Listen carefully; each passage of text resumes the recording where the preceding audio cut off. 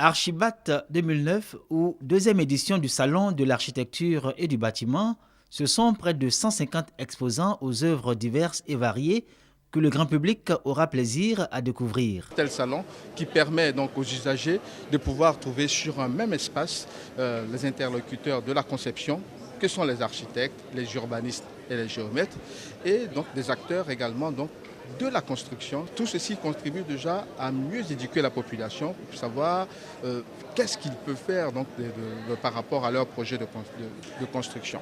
Le Salon de l'architecture et du bâtiment cette année 2009 enregistre de nouveaux projets, des projets qui traduisent la nouvelle vision des professionnels de ce domaine. Retour au bercail, parce que nous avons étudié à l'Occident. Et quand vous étudiez à l'Occident, vous avez une architecture type que vous faites. Dès lors que vous partez de l'Occident et que vous arrivez chez vous, je pense que la meilleure des choses, c'est de pouvoir se ressourcer, revenir à la culture, utiliser les formes architecturales et les moderniser. Cette nouvelle vision s'accompagne de la promesse des promoteurs que rien ne sera plus comme avant. Vous voulez une maison basse, vous aurez une maison basse. Vous voulez une maison jumelée, parce que vous voulez avoir un seul voisin, vous aurez une maison jumelée. Aucune modification ne sera tolérée sur ce projet. Le thème de ce salon Archibat 2009, Changeons nos villes, changeons nos vies, traduit la volonté des professionnels des acteurs du bâtiment et de l'architecture, ainsi que celle des décideurs, de donner à nos villes et cités un visage plus gai, une cité où règne une harmonie entre le bâti et l'environnement.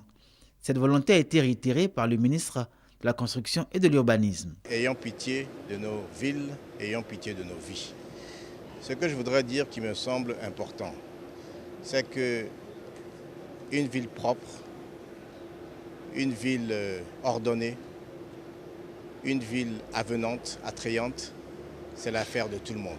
À cette deuxième édition du Salon de l'architecture et de l'habitat, à laquelle prennent part des exposants venus de l'étranger, plus de 10 000 visiteurs sont attendus, chacun y allant de sa motivation et de ses attentes. Aujourd'hui, la réalité est que la Côte d'Ivoire traverse une grave crise du logement. Nos cités souffrent d'ouvrages d'assainissement au point où, à chaque période de pluie, les populations vivent dans la crainte d'une catastrophe. Et c'est à tout cela que les architectes et les urbanistes veulent répondre.